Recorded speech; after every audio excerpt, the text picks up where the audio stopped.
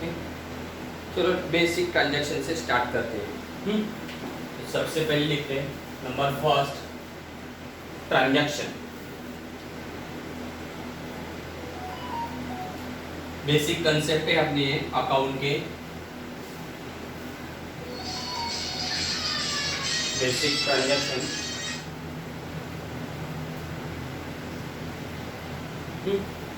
लिखो, transaction dash करके लिखना है हमें। हॅलो, हो ना, 10च्या पुढे चालेल.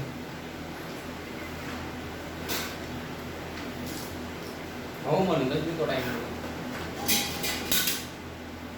10:30.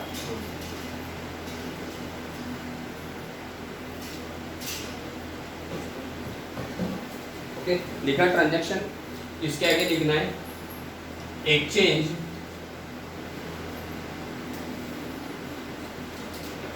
of goods and services। हम कुछ ऐसे बेसिक कंसेप्ट लिखेंगे 2, 4, 8, 10 और नेक्स्ट में चलेंगे। Okay, exchange of goods and services between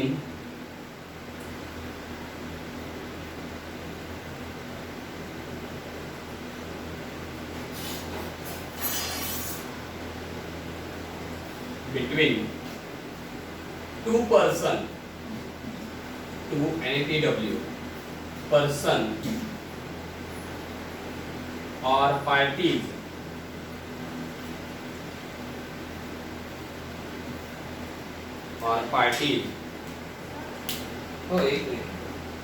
for money।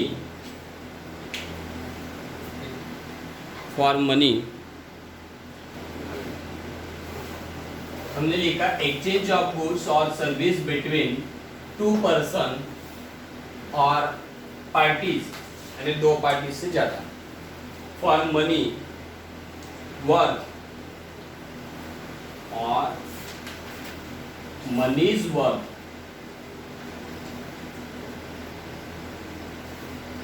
मनीज work is known as transaction. तो ये ट्रांजैक्शन की कंसेप्ट है। ट्रांजैक्शन का मतलब होता है डील। ट्रांजैक्शन का मतलब होता है डील, डील यानी व्यवहार। ओके, तो ट्रांजैक्शन का मतलब डील होता है, व्यवहार होता है। क्या करते हैं हम इसके अंदर? Exchange of goods and service. Goods and service, service भी प्रोवाइड करना एक प्रकार का डील होता है, और गुड्स भी बेचना, परचेस करना, ये हमारा क्या है? ट्रांजैक्शन है, यानी डील से। बिटवीन, लेकिन किसके अंदर? Between two person. अकेला आदमी खुद को बोलेगा मैं खुद को गुड्स दे रहा हूँ तो डील हो गई? नहीं, दूसरी पार्टी होनी चाहिए सामने। तो दो, कम से कम 2 पर्सन होने चाहिए, यानी ए और बी। तो ये दोनों के बीच में ही ट्रांजैक्शन हो सकता है। ए खुद से ट्रांजैक्शन नहीं कर सकता, खुद का गुड्स खुद को बेचेगा, खुद से वो सर्विस प्रोवाइड करेगा, तो ये ट्रांजैक्शन नहीं है, वो तो मेंटल हो जाएगा, वो मेंटलिटी हो जाएगी। तो ये क्या है हमारा? फिर ए और बी 2 पार्टी से, 2 पर्सन से। ओके, और 2 पर्सन से ज्यादा भी हो सकते हैं, 10, 12 कितने भी हो सके, अनलिमिटेड, बराबर। तो हम उसे बोलते हैं parties. Okay, for money's and money's work, म्हणजे आपण पैशाचे व्यवहार करतो, मनी पैशांसाठी, फुकट काही व्यवहार करणार नाही आपण, म्हणजे पैशातून त्यातून पैसा निर्माण होईल आणि उसमें से है ना पैसा, कैश आनी चाहिए, तभी हम उसे कह सकते हैं क्या? ट्रांजैक्शन।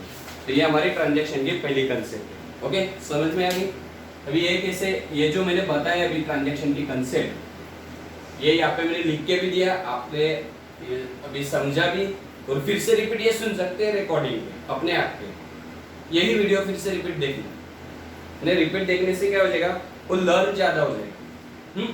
ने पढ़ाई का थोड़ा तरीका अलग करना पड़ेगा, ऐप भी यूज करना है आपको। ऐसा नहीं कि ऑफलाइन पढ़ते हैं, ऑफलाइन में क्या होता है, आप यहाँ पे मुझे सिर्फ 2 या 3 बार पूछ सकते हैं, वो ऑनलाइन पे रिकॉर्डिंग है, आप बार बार उसे देख सकते हो, रिपीट कर सकते हो, बराबर। और जो डाउट आते हैं वो मुझे यहाँ पे पूछ सकते हो या लाइव में पूछ सकते हो। लाइव समझता है लेकिन अपनी समझने की टेंडेंसी होनी चाहिए। वो कैसे? 1853 1853 में अंग्रेजों ने ट्रेन लाई थी, बराबर। वो ट्रेन जब चलती थी पटरी पे, तो जो खेत के जो लोग थे वो देख के डर के भागते थे इधर उधर, वो डरते थे इससे। और आज इसके अंदर बैठने के लिए झगड़ते एक दूसरे में, बराबर। वो क्योंकि वहां पे वो चीज क्या थी, न्यू थी। वैसे आज है ना, ये ऑनलाइन है ना, ये न्यू है, सब ऐसे नहीं, समझ में नहीं आता, समझ में नहीं आता, डरते, सभी डरते। लेकिन ऐसी बात नहीं है, अच्छे से पॉइंट टू पॉइंट चलते तो समझ में आएगा। टेक्निक होती है इसके लिए, ओके। तो ये ट्रांजैक्शन आपको कंसेप्ट लिखते चलना है, जैसे मैं आपको पढ़ाता हूँ, ट्रांजैक्शन लिखते चलना है। सेकंड कंसेप्ट, सेकंड कंसेप्ट पे लेंगे हम cash transaction.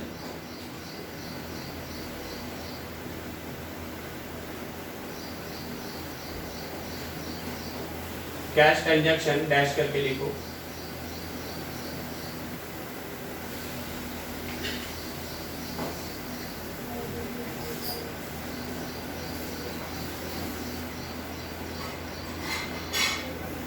Cash transaction dash करके लिखना है।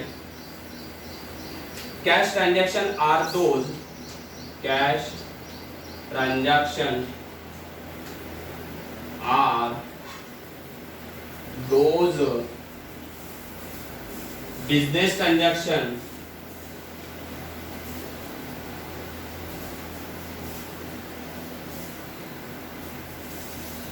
in which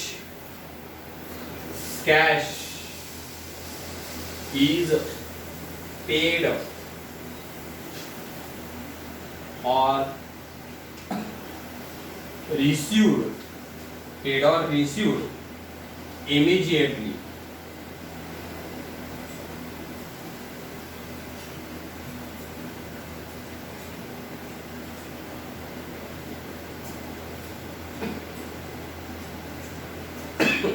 अभी कैश ट्रांजैक्शन क्या होता है? तो cash transaction are those business transaction, ये बिजनेस का ट्रांजैक्शन है, इन विच कैश पेड। तो कैश ट्रांजैक्शन में हम क्या पेड करेंगे? कैश, या क्या करेंगे? और रिसीव, पेमेंट करना है या रिसीव करना है इमीडिएटली, उसी वक्त जिस वक्त हमने गुड्स या सर्विस परचेस किया, बराबर। उसी वक्त क्या करना है हमें? कैश या तो पेड करनी या तो रिसीव करनी, तो उसे हम कैश ट्रांजैक्शन बोलते हैं। जैसे फॉर एग्जांपल, अभी आप मार्केट में गए, मार्केट में जाने के बाद आपने 2 ड्रेस परचेस किए, बराबर। तो आपने दुकानदार को एक 1000 में 2 ड्रेस परचेस किए, तो उसे 1000 दे दिया, ड्रेस परचेस कर लिए, तो इसे हम बोलेंगे कैश ट्रांजैक्शन, बराबर। अभी एक नेक्स्ट टाइम गए, 2-3 दिन के बाद उसको बोला कि ये ड्रेस अच्छे हैं, मेरे दोस्तों को भी पसंद आया, तो मैं एक साथ 20 ड्रेस लेके जाती हूँ, मैं आपको बेच के भी देने के बाद, बेचने होने के बाद जो भी कैश मिलेगी मैं आपको पेमेंट कर दूंगी। तो ये हो गया क्रेडिट ट्रांजैक्शन। तो बाद में पेमेंट करेंगे, बराबर। मैं डील करके देती हूँ, मैं गुड्स बेच के आती हूँ, फिर आपको बाद में पैसा दे दूंगी, म्हणजे मी तुम्हाला नंतर पैसे देऊन देईन। हे माझं ट्रान्झॅक्शन आहे, मी आता लगेच जे पैसे देईल ते कॅश ट्रान्झॅक्शन, आणि नंतर जे पैसे देईल त्याला काय म्हणणार आपण? Credit transaction. नेक्स्ट कन्सेप्ट आपली तीच आहे, ओके। कैश ट्रांजैक्शन कळालं तुम्हाला, मग इमीडिएटली कैश पेड और रिसीव। थर्ड में क्रेडिट ट्रांजैक्शन। तो क्रेडिट ट्रांजैक्शन देखते हैं अभी।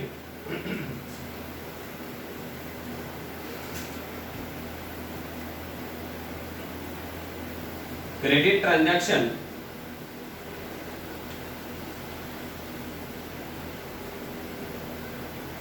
Are those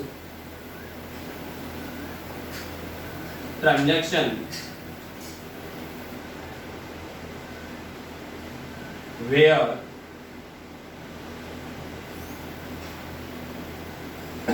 the payment oblique receipt of cash take place after specified period of time.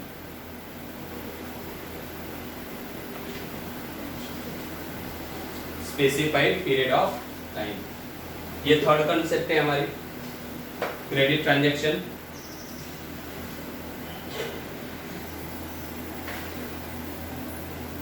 Next concept number 4,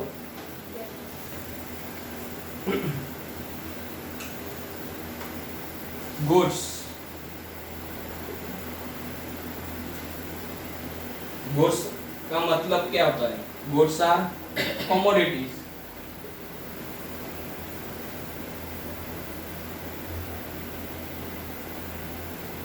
goods यानी माल, वस्तु, कमोडिटीज वस्तु होते, चीज। हम बोलते हैं ना मोबाइल है, ये कमोडिटीज है मोबाइल भी। अभी जो बेचने वाला है उसके लिए तो ये कमोडिटीज है ना, यूनिट है वो उसके लिए, बराबर। हमारे लिए मोबाइल है वो, बेचने वाले के लिए आर्टिकल्स होते हैं।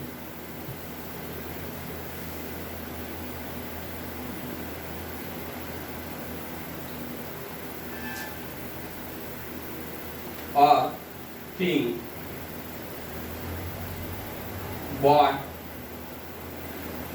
बॉट का मतलब परचेस होता है, बॉट और सोल्ड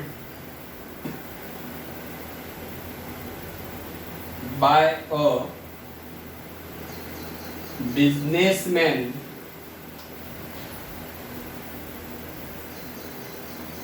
with motive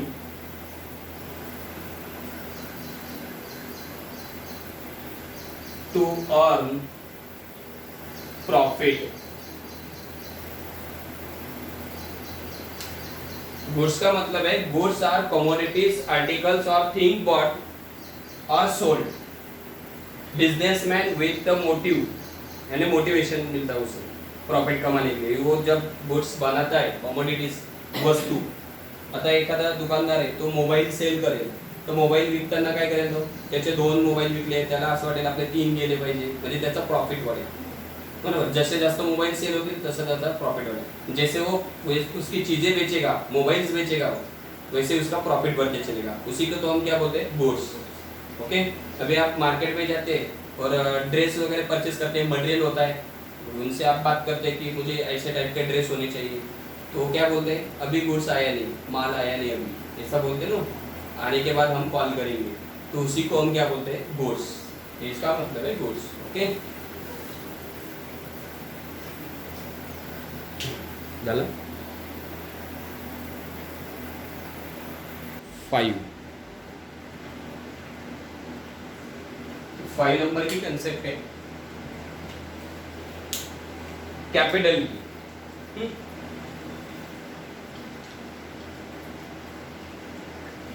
कैपिटल का मतलब होता है भांडवल।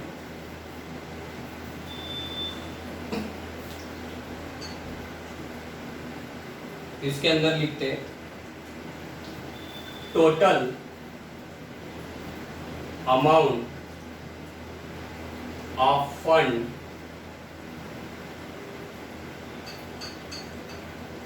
invested by proprietor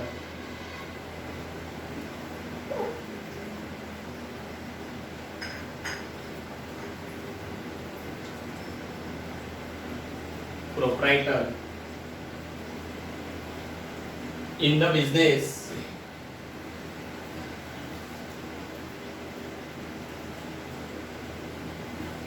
is called capital।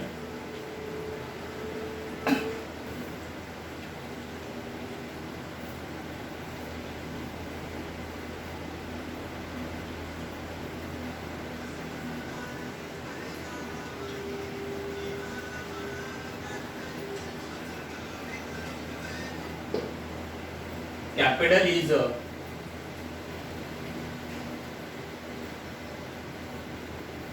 liability of the business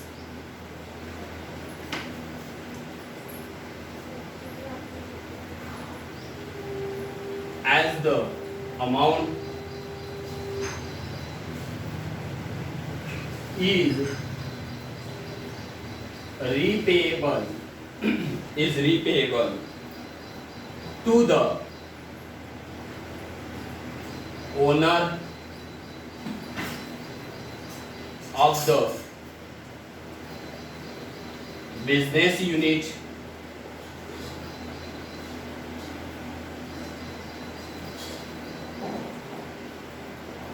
next line formula है इसका capital is equal to asset minus liabilities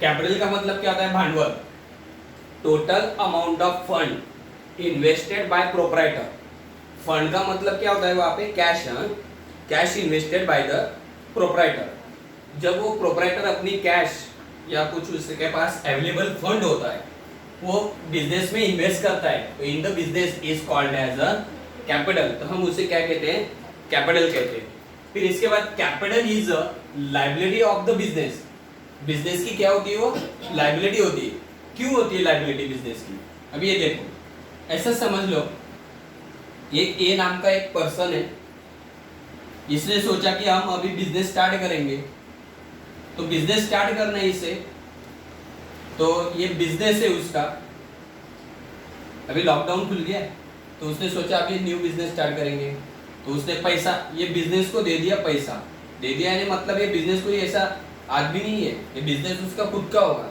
30,000 उसने इन्वेस्ट किया तो ये बिजनेस इसे वापस करेगा बिजनेस से वो कमाएगा प्रोडक्शन करेगा बाद में वो सेलिंग करेगा तो वो वापस ले लेगा पैसा उसका जो इन्वेस्टेड किया हुआ पैसा है वो 1-2 साल के अंदर वापस निकालेगा तो हम कहेंगे कि इसको ये प्रॉफिट हो गया तो बिजनेस में उसे क्या हो गया प्रॉफिट हो गया लेकिन ये जब ये इसको देता है बिजनेस को तो बिजनेस का एक खुद का भी एक पर्सन है बिजनेस एक पर्सन है अपने अकाउंटिंग में यानी वो नेचुरल है क्योंकि बिजनेस भी एक एसेट और लायबिलिटी उसकी खुद की होती है बराबर उसका भी एक खुद का रिप्रेजेंट होता है तो वो क्या करते हैं ये 30,000 इसको दे देगा तो ये बिजनेस बोलेगा भाई तूने अभी मुझे 30,000 दे दिए मैं अभी बिजनेस से जो तू आउटपुट करेगा जो मिलेगा मैं उसे वापस कर दूंगा तो इसका मतलब ये वापस करना है तो ये बिजनेस ने आज की डेट में लिया है तो कल की डेट में वो वापस करेगा तो इसका मतलब ये इसके लिए क्या हो गई बिजनेस के लिए लायबिलिटी बिजनेस के लिए क्या बन गई वो